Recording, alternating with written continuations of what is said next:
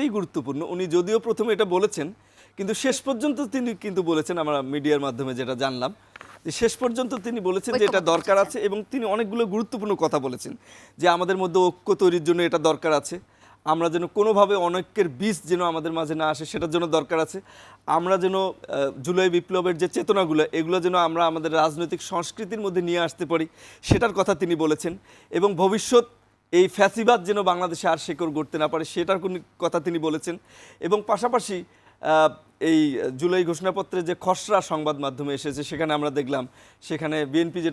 যেটার উপর গুরুত্ব দিচ্ছে যে নির্বাচনটা তাড়াতাড়ি হওয়া, সেই সুষ্ঠু নির্বাচনের কথা সেখানে বলা হয়েছে, সুশাসনের কথা সেখানে বলা হয়েছে, এবং ফ্যাসিবাদ যেন আর আসতে না পারে সেই কথাটা জোর দিয়ে বলা হয়েছে।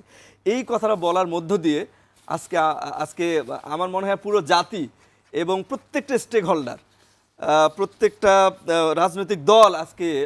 খুশি হবে, সবাই সাধারণ মানুষও খুশি হবে যে রাজনৈতিক দলগুলো আজকে ঐক্যমত্য পোষণ করেছেন। এবং পাশাপাশি প্রফেসর ডক্টর ইউনূসের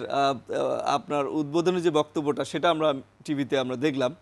সেখানে তিনি এত হাসি মুখে কথা বলছেন এবং তিনি বলছেন যে আপনাদেরকে যখন আমরা সবাইকে একসাথে দেখি তখন আমি শক্তি পাই। তার এই হাসির মধ্যে একটা ঐক্যের চেতনা, একটা খুশি, এবং তার যে সততা, তার যে আন্তরিকতা, এবং ভবিষ্যৎ একটা সুন্দর সমৃদ্ধ বাংলাদেশ নিয়ে তার যে একটা চিন্তা, মনে হয় যেন তার এই হাসিটার মধ্যে সকল কিছু প্রতিফলিত হচ্ছে।